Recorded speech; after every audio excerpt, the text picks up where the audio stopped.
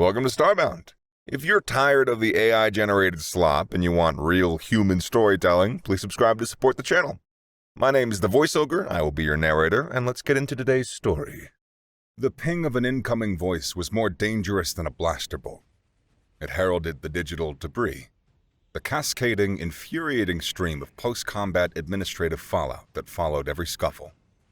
There were the insurance claims you couldn't file because your policy didn't cover acts of organized crime you instigated.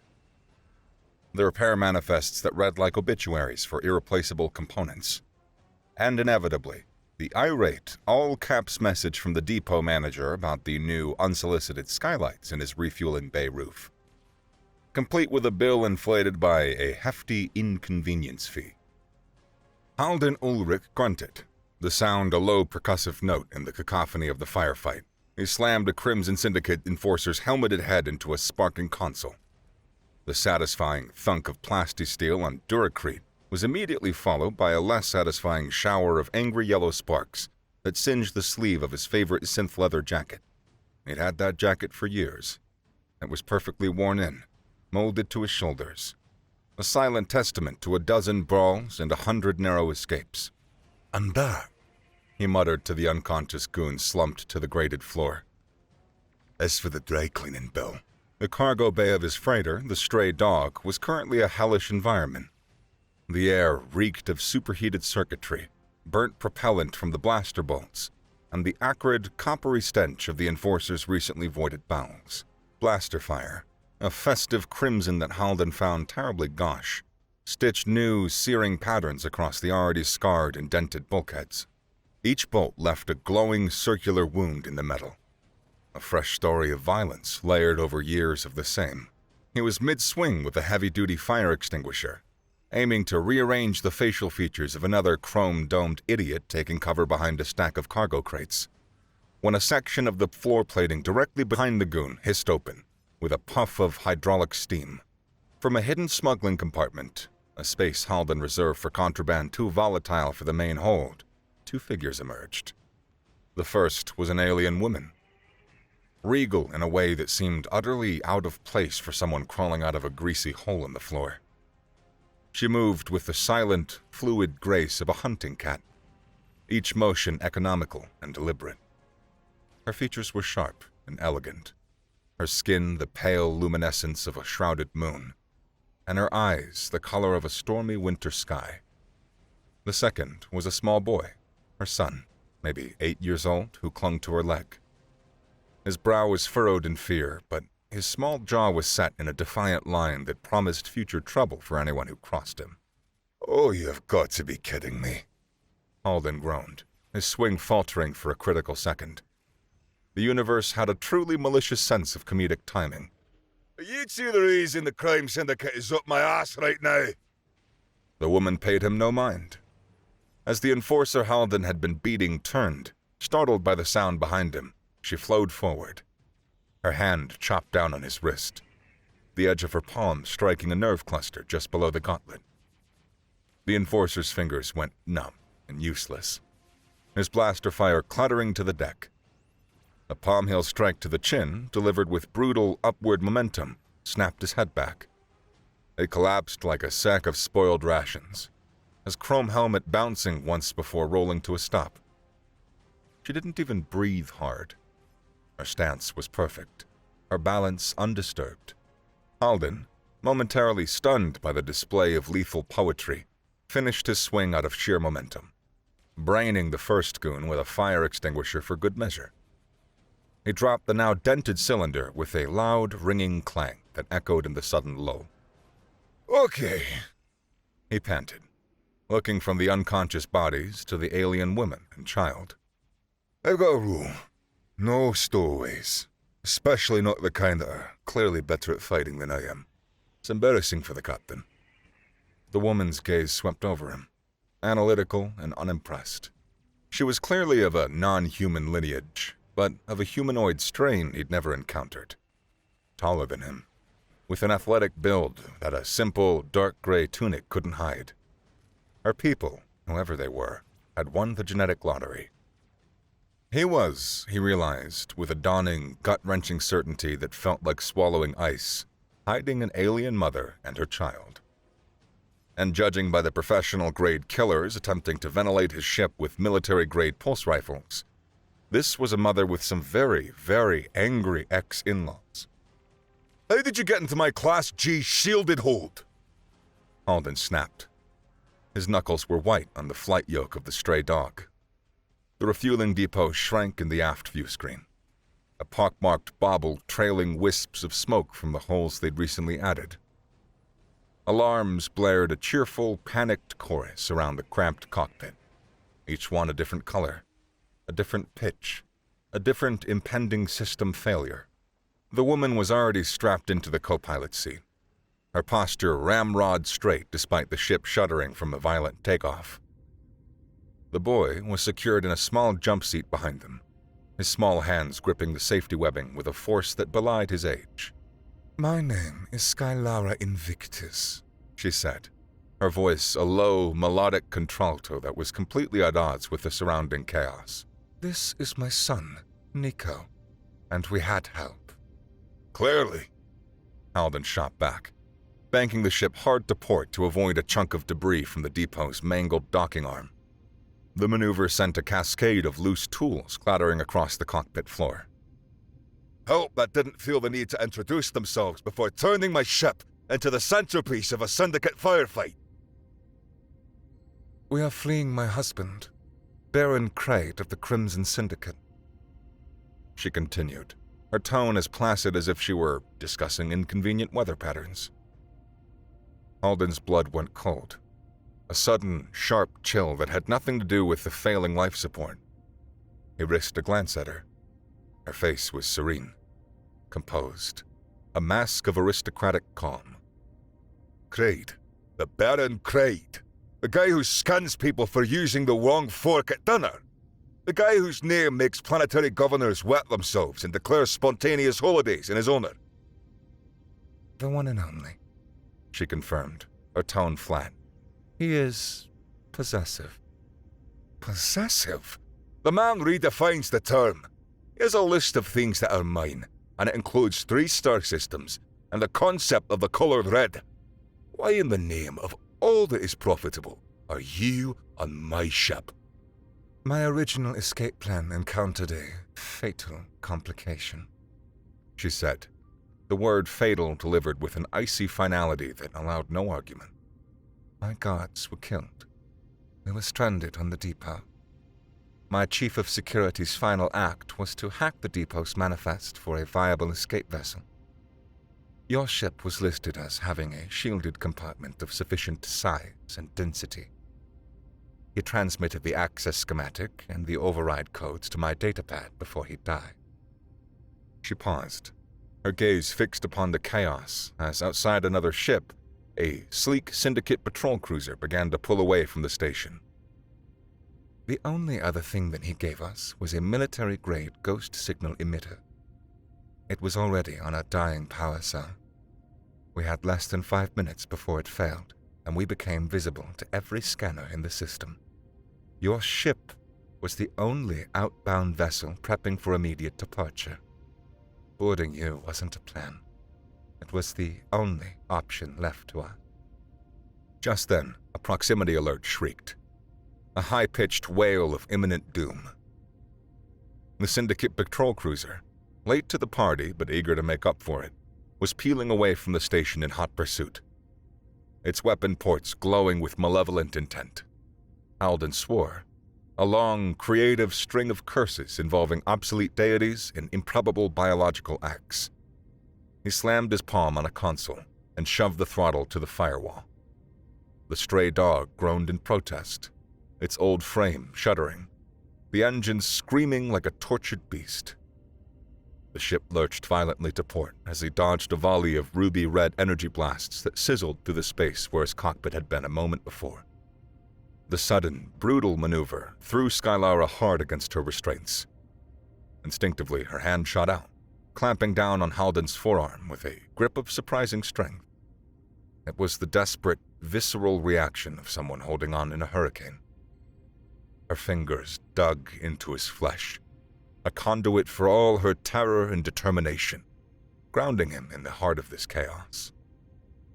The cacophony of alarms seemed to fade into the background. All he could feel was the fierce pressure of her hand, the frantic, hammering pulse in her wrist against his skin. He glanced at her hand on his arm, then at her face. Her eyes were wide, fixed on the enemy ship, a predator sizing up another predator. He gave the yoke a sharp twist, sending them into a spiraling dive toward the station's orbital debris field. He pulled his arm back as the ship stabilized, his skin tingling where she touched him. "All right," he growled, forcing his attention back to the controls. "Let's see if we can't make them regret following us." Once they'd shaken the patrol cruiser by diving into a dense debris field that would have torn a fancier, less dented ship to ribbons, Alden set the stray dog on a lazy, drifting course. He killed the main drive, letting the ship pretend it was just another piece of forgotten junk, floating in the orbital graveyard. He swiveled in his chair, leveling a glare at Skylara. "All right, here's the deal. My life expectancy, which was already statistically dubious, has just plummeted into laughably brief. I'm a smuggler, not a revolutionary. I don't do causes, and I sure as hell don't do suicide missions against the single most powerful crime lord in the Outer Rim." "I do not expect you to," she said calmly. "I require passage. I can pay." Alden snorted, a harsh, dismissive sound. "With what? Craig probably cancelled all your credits the moment he realized you were gone. Unless you were hiding a planet's worth of refined platinum in your shoe, you've got nothing I want." "Not nothing," she countered, her gaze unwavering. "Before I left, I rerouted a significant portion of my personal assets. Not currency, which can be traced. Something far more valuable and untraceable. A cache of priceless, raw sun shards, hidden aboard a derelict cruiser. It lies within the graveyard, an asteroid field not far from this vector." Alden's brain, a finely tuned machine for calculating risk versus reward, started clicking and whirring. The graveyard was treacherous, a ship killer, filled with unstable asteroid clusters and the ghosts of failed prospectors. But sun shards, a whole cache of them could set him up for life. A quiet moon, a private cantina with a no syndicate sign at the door, no more dodging goons, except for the giant universe-sized syndicate goon who was currently hunting them. "The risk is astronomical," he said, shaking his head. "Even if we get there, even if we find these crystals, Craig will never stop hunting you, and me by extension. He will peel the skin from my bones and use it as a dust cover for his favorite torture droid." "That is a risk, yes," she conceded. "But consider your alternative. You drop us at the next port. The syndicate finds us. They question us. And when they learn you aided our escape, however unwillingly, do you truly believe that they will simply let you go? Baron Crate does not tolerate loose ends." Alden pursed his lips at the woman. "And I suppose that I couldn't trust you to keep your mouth shut about me." She shrugged. A hunted mother wanting to protect her child was the most ruthless creature in the galaxy. "The syndicate soldiers saw your ship. Even if they don't know who you are, they will in time." She was right. He was screwed either way. A smart play was to cut his losses, find the quietest, deepest hole in the galaxy, and die there. He was about to tell her just that, to voice the sensible, cowardly option. And then he looked at the boy. Nico was unstrapping himself from the jump seat. He had moved to stand beside his mother's chair, his small jaw set. No crying or whimpering. He was glaring at Halden, his stormy eyes, so like his mother's, burning with a silent, furious fire that said, "I am not a victim. I am not cargo. Don't you dare treat me like one." It was a look Halden knew immediately, intimately. It It was a look he'd given the universe every day of his life from the age 10 and up. It was the defiant stare of someone who had nothing left to lose and was ready to bite the kneecaps off of anyone who tried to take the nothing that he had. The cold calculus of greed and pragmatism shattered. In its place rose a hot, unfamiliar surge of something. Empathy? Insanity? He couldn't tell the difference. But the decision was made. He was choosing the proactive, insane, probably gonna get him killed path. He scrubbed a hand over his face, a long, weary sigh escaping his lips. Fine, he snapped, the word tasting like rust and bad decisions. Fine. We'll go to your stupid space diamonds, but my funeral is on your tab. I want fireworks, a eulogy that mentions my roguish charm, and an open bar, a good open bar, with a top-shelf stuff. A slight smile touched Skylara's lips, the first genuine crack in her icy composure.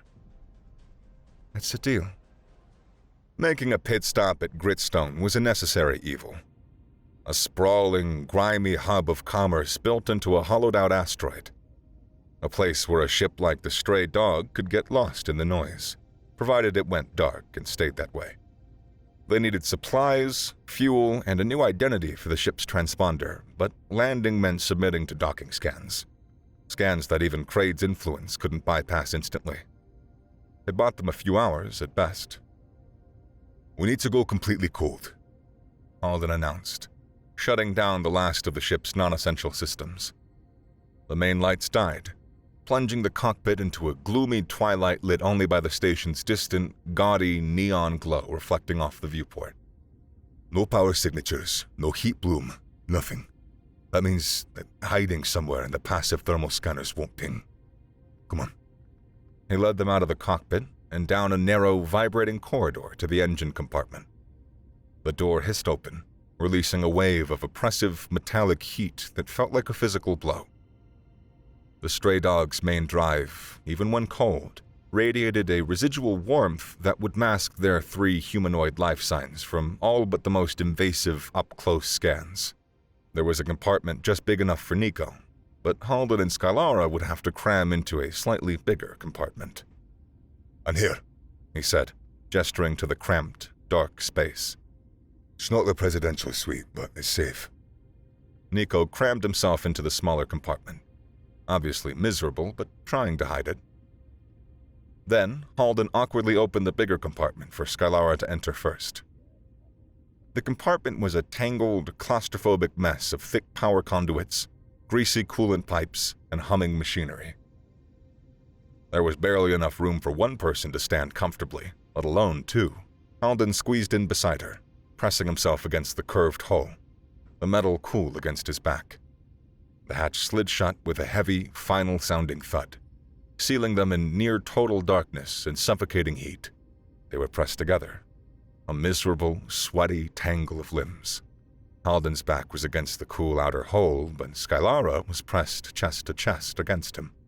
He could feel every breath she took, the rise and fall of her chest against his. The air was thick with the scent of hot metal, of burnt-out capacitors, and her. A faint, clean scent like desert rain after a lightning storm. She exhaled, seeming to relax for the first time in a very, very long while. "Thank you, Alden," she said. "I'm sorry that I had to coerce you. I had to think of my son." Alden nodded. "It's all right. I understand. You did what you had to. Nico deserves better." Halden didn't even want to think about what having a father like Baron Kraid would be like, let alone being his wife. Halden tried to lighten the mood. "Besides, your kid's the only person in this sector who hasn't tried to shoot me. Yet."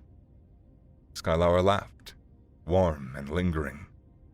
He could tell she was getting loopy with sleep deprivation and relief to finally be somewhere relatively safe. Halden inhaled sharply when he felt her hand on his chest.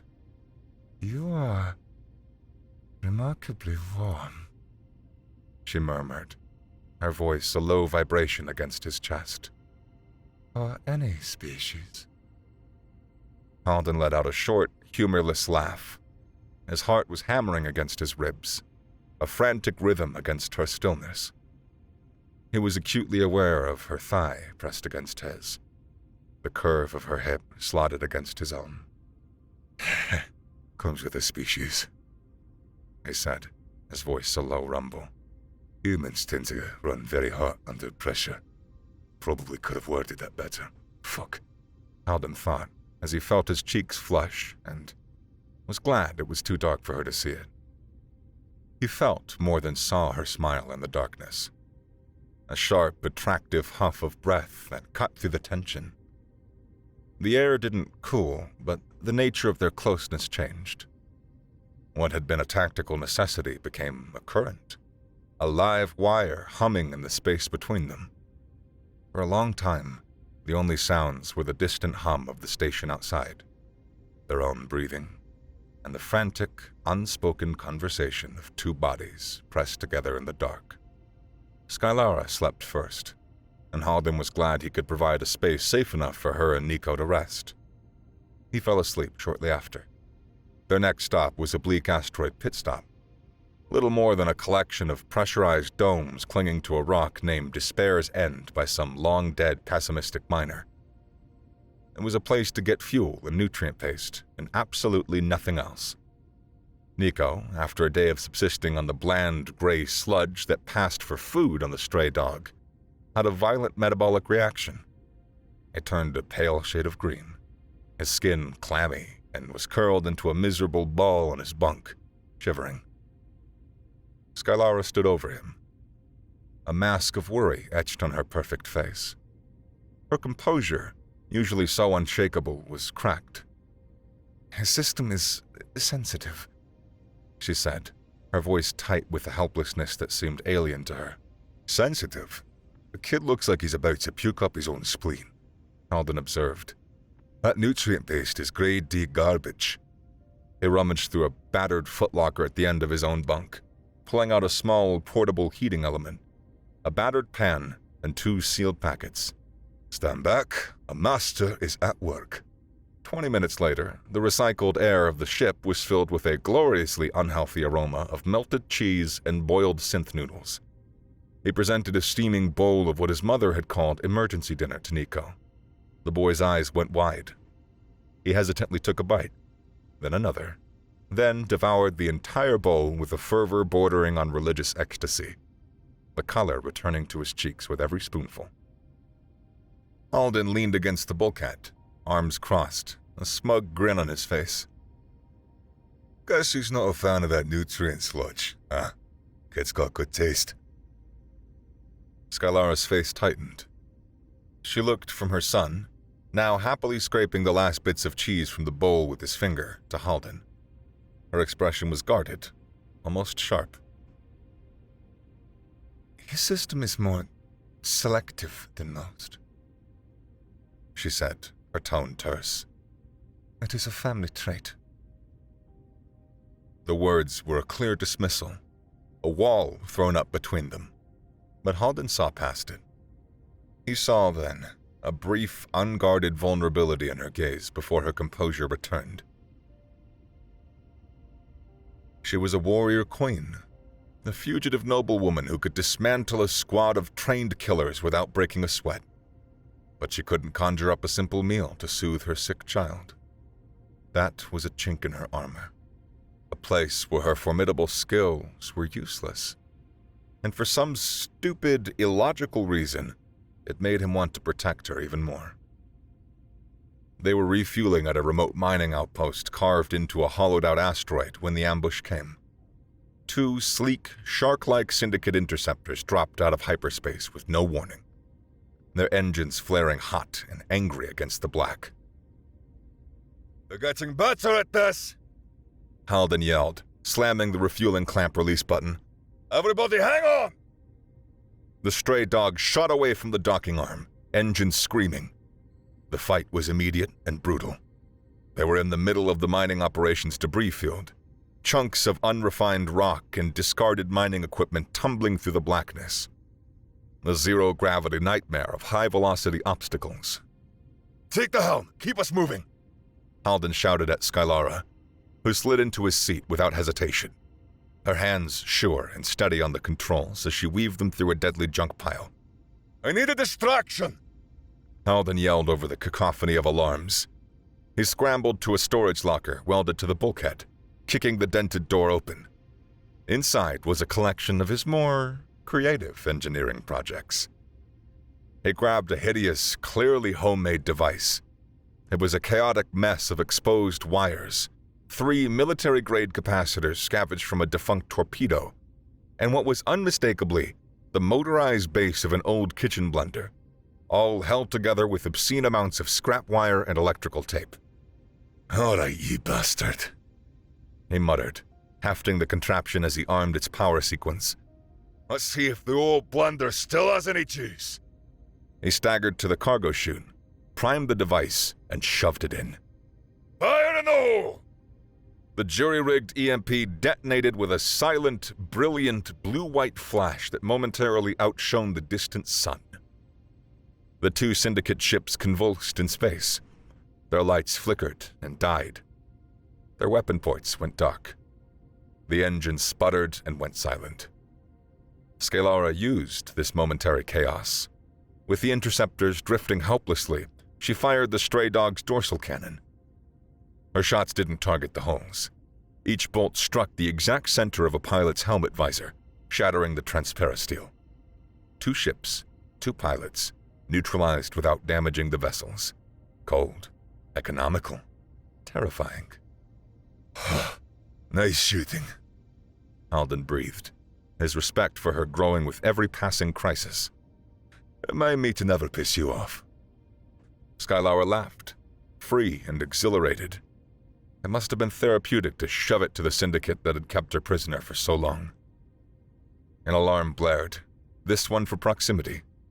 The mining tunnel ahead of them, their only clear escape vector, was collapsing from the stray weapons fire. Chunks of rock the size of ground cars were shearing off the entrance. "No time to go around," Skylara shouted, her knuckles white on the console.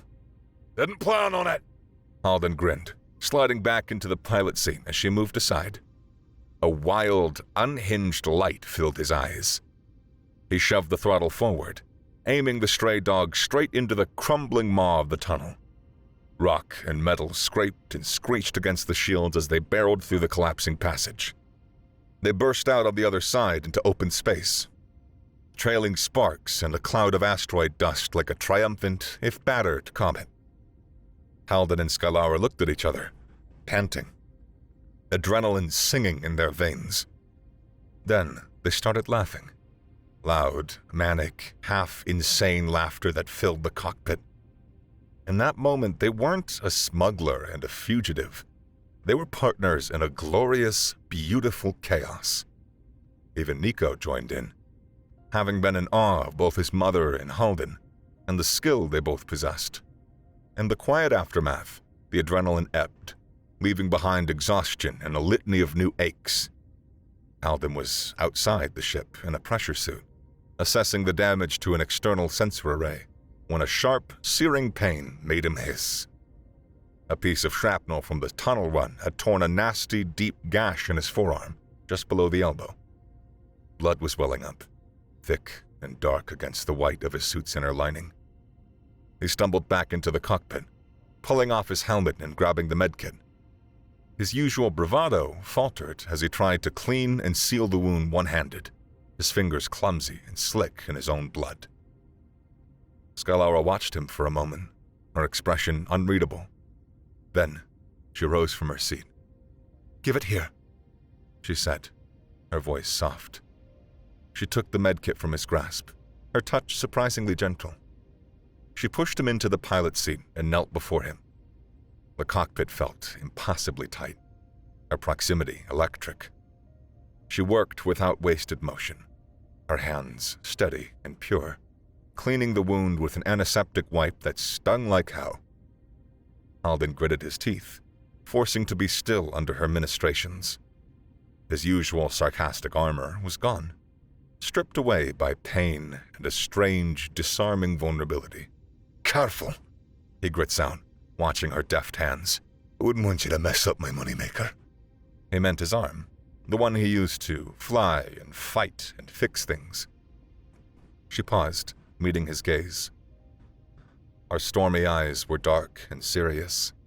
Her hands, holding a dermal regenerator, never stopped their work.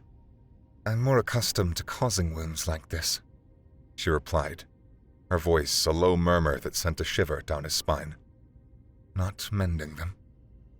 The air thickened, charged with everything they weren't saying. He was looking at a killer, a woman forged in a brutal, merciless world. But right now, her touch was that of a healer. He could smell the clean scent of the antiseptic and the fainter, personal scent of her skin. He was utterly, completely at her mercy.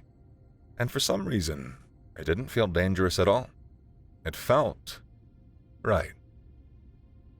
In the long, quiet hours of deep space, as they limped towards the coordinates for the graveyard, a fragile routine began to form. Halden found Nico staring listlessly out at the star field, the crushing boredom of space travel finally settling in. On a whim, Halden dug through another of his footlockers and produced a dusty, coiled spring of iridescent metal, a slinky. "Behold," he said with a grand gesture, "the secrets of astral navigation." He spent the next hour using the slinky to demonstrate gravitational wells, wormhole theory, and orbital mechanics. His explanations, a bizarre but surprisingly effective mix of real science and pure, unadulterated bullshit. Nico was captivated, his laughter echoing in the small cabin as the spring tumbled end over end in zero-G. Later, Halden came across Skylara in a small galley, her back to him. She was holding a small, flat, hollow pendant. It projected a faint, quavering image of several other Athalians, men, women, and children, with all the same regal bearing and striking features as her. Their faces were serene, but tinged with a deep, ancestral sadness. "Family?" he asked softly, not wanting to startle her. Her head snapped up, and she quickly closed the pendant, the image vanishing. Her expression was distant, haunted. "My family branch," she said, her voice barely a whisper. "All that's left of it." Before he could ask more, she swept past him. The moment closed, the wall back up. But he'd seen it. The weight she carried wasn't just for her son, it was for her entire people. "All right, hotshot, it's your turn." Halden slid out of the pilot seat and gestured to Nico. The boy's eyes went wide. "Me? Fly the ship?" "Just for a bit. Nothing builds confidence like being in command of several hundred tons of barely contained explosion," Halden said with a grin. He settled into the co-pilot seat, his hands hovering near the secondary controls. "Just keep her steady." Nico, overeager and buzzing with excitement, gripped the yoke. He overcorrected on a minor course adjustment, sending the stray dog into a lurch that nearly clipped a passing cargo freighter. Alarms blared. "Easy, easy," Halden said, his voice calm and steady. "Don't fight it. Feel the drift. A little nudge on the port thruster. There you go, see? You're a natural." He talked Nico through the maneuver, turning a near catastrophe into a game. When they were clear, Nico was beaming, his knuckles white but his face alight with pride. "Okay," Halden said, clapping him on the shoulder. "You mastered the evasive maneuvers. It's time for electronic warfare." He produced a modified datapad. "This is my personal toolkit. Most of it is boring diagnostic stuff, but I have added a few games." He swiped to a screen with a single, massive icon, a stylized red skull with lightning bolts shooting from its eyes. Underneath it was the label, The Screamer. "What does it do?" Nico asked, his eyes wide with awe. "It's a comms jammer, a really, really obnoxious one. You hit this button, and it floods any open syndicate frequency channel with the most beautiful noise in the universe." He tapped a small preview button, and a blast of screeching guitars and thunderous drums from a long-dead Earth band called Iron Maw erupted for a second before he shut it off. It causes confusion. Think of it as the next level of your training. He handed the datapad to Nico. It felt less like giving a child a toy and more like handing a novice wizard his first spellbook. The atmospheric condenser finally gave out over the Perseus arm. The air in the ship grew stale and humid, tasting of recycled breath and Halden's socks. Damn it, Halden cursed, staring at the red flashing light on his console. The primary scrubber's shot. We need a new catalytic filter, and they don't make them for a rust bucket this old. He hunched over his database, muttering to himself. But, that might be a long shot. He pulled up the schematic of a derelict vessel, the Starlight Serenade, an old Starlight-class pleasure liner. They went down in a meteor storm 60 years ago. They were famous for their high-grade environmental systems. Over-engineered. Should have the part that we need. Finding the derelict was easy.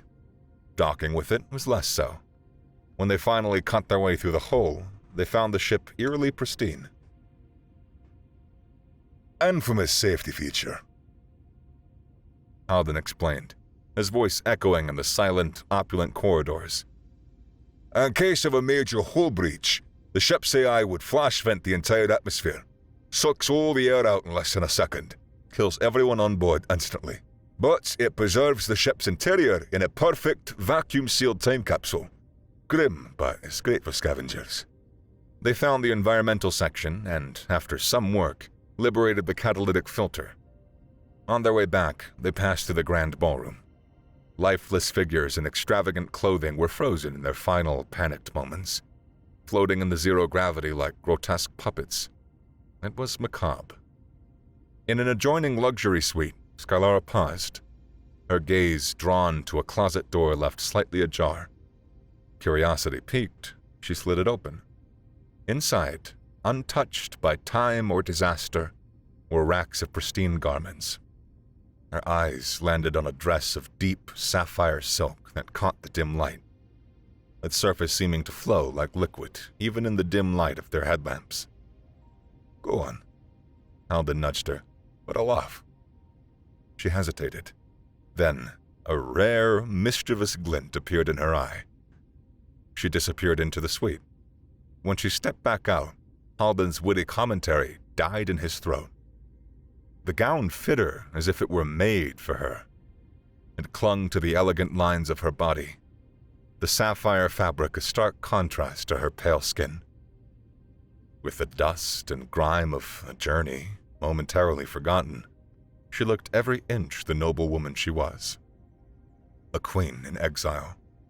I felt his throat go dry. She noticed his slack-jawed silence. A small, knowing smile played across her lips as she glided closer.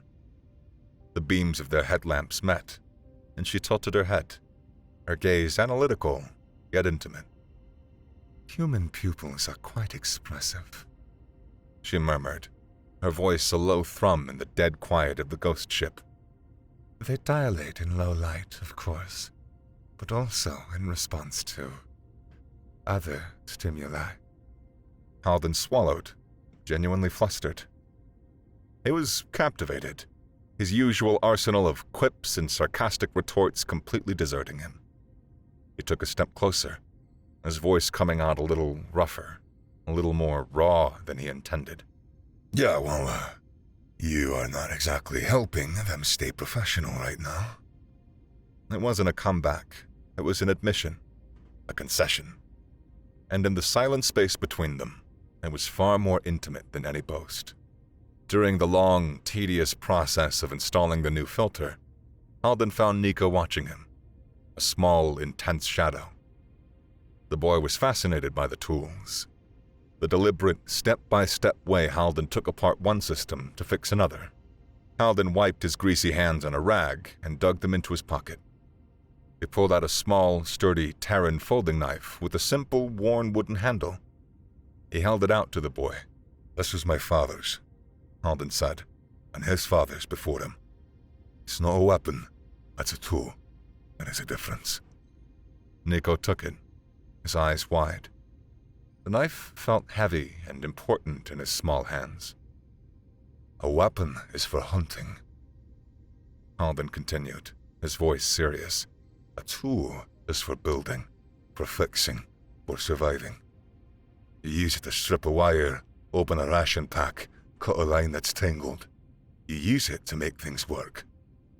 He spent the next hour showing Nico how to safely open and close the blade, how to hold it, how to shave a thin curl of plastic from a spare conduit casing, how to carve a spoon from scrap wood. For Nico, a child who had only ever known weapons of extreme violence, this small, simple gift was a revelation.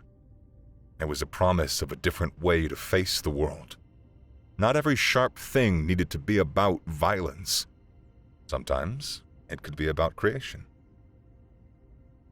A lead on the sun shards finally came through a coded message from an old contact. It pointed them to a neon-drenched black market on the asteroid city of Cinder.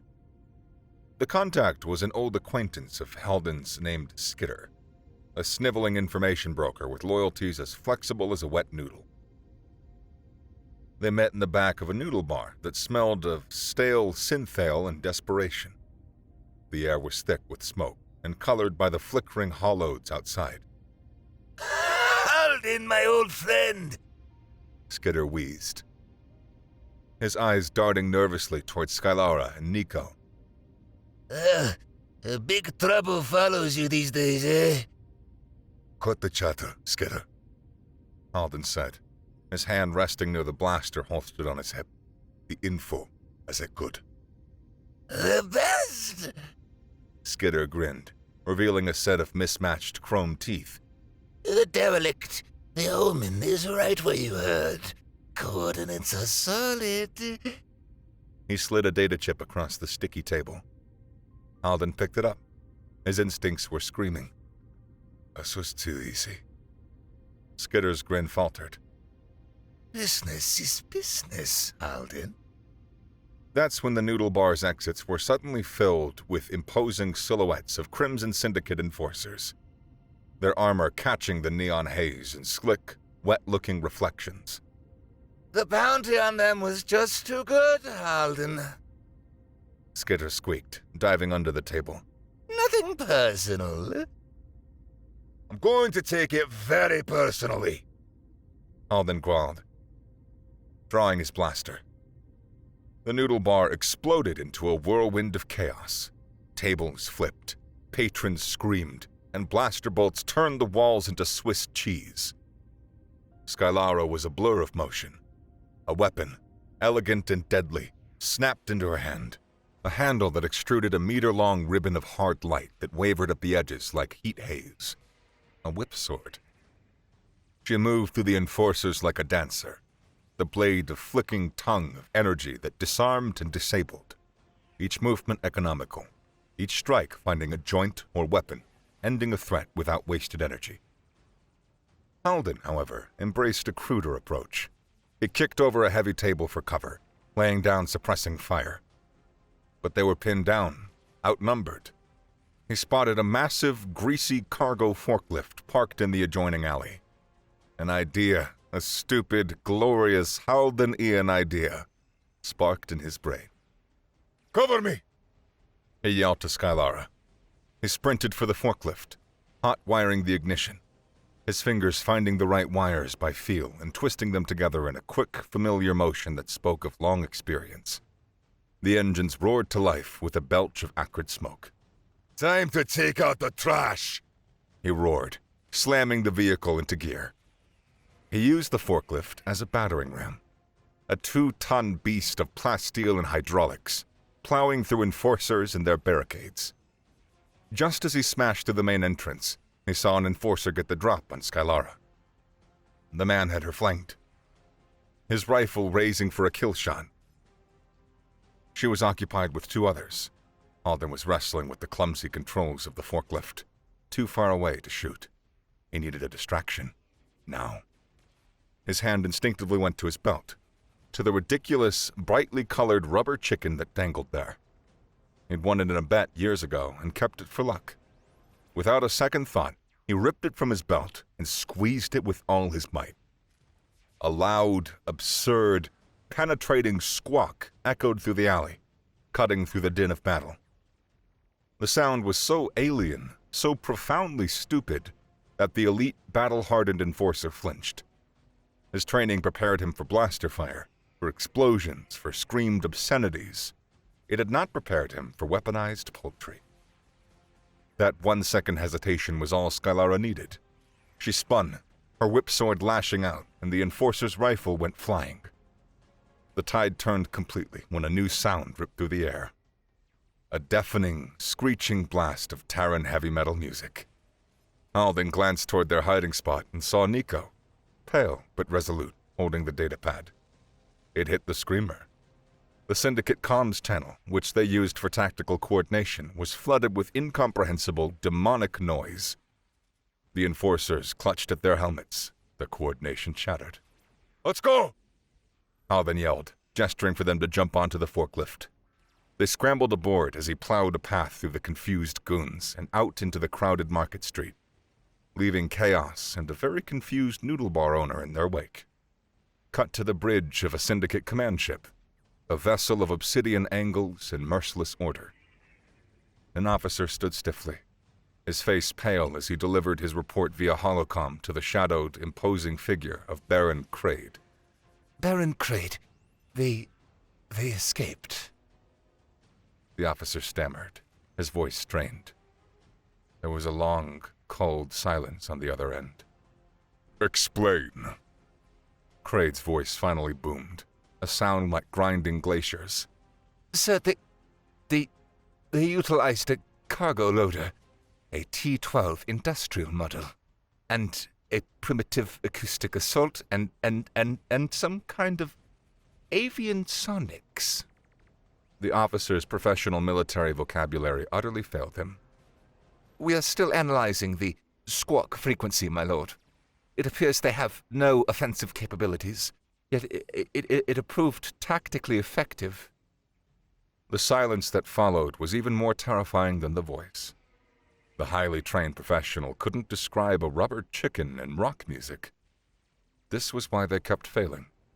Crade's rigid, ordered world had no counter-procedure for sheer, unadulterated human lunacy. Halden's sanctuary was an asteroid. Not a city, not a base, just a rock. He'd hollowed it out himself over the years, fitting it with life support, a power core, and camouflaging systems that made it invisible to all but the most dedicated, eyeball-level search.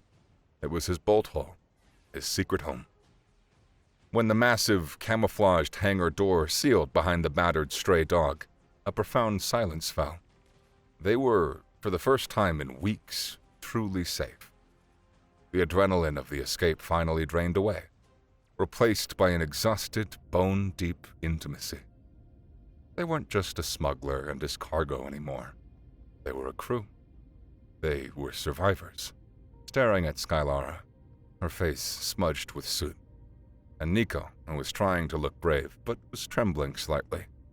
Alden felt a fierce, protective surge that had nothing to do with the sun shards or bargains. This felt like home. These people felt like his. They would have to continue running from Crade, but Halden had a few hiding places up his sleeve if he needed. With resources and wit, he and Skylara could probably make it, and give Nico a safe environment to grow up. Even though Halden promised himself that if he ever got close enough, if he ever got the chance, he would slit Crade's throat himself. Later, as they were running a systems check on the bridge of the stray dog, a secondary power conduit for the lighting flickered and died, plunging half the room into darkness. Alden sighed. Another thing to fix. Before he could move, Nico, who had been quietly sitting in the co-pilot's chair, slipped to the floor. He went to the open access panel, holding the small Terran folding knife Halden had given him. His small hands were surprisingly steady, mimicking the lessons Halden had taught him. He used the tip of the blade not to pry or cut, but to carefully nudge a loose power coupling back into its housing. The connection sparked, and the lights flickered back to full strength. Nico looked up, his face breaking into a beam of pure, unadulterated pride. I fixed it, Halden, with the tool. Halden grinned.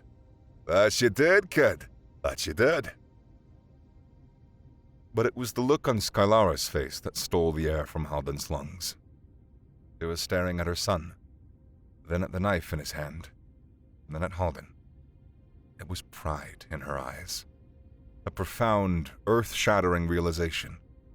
She had just watched her son, the heir to a violent and powerful legacy, use a blade not to harm, not to threaten, not to kill, but to build, to repair, to bring back the light.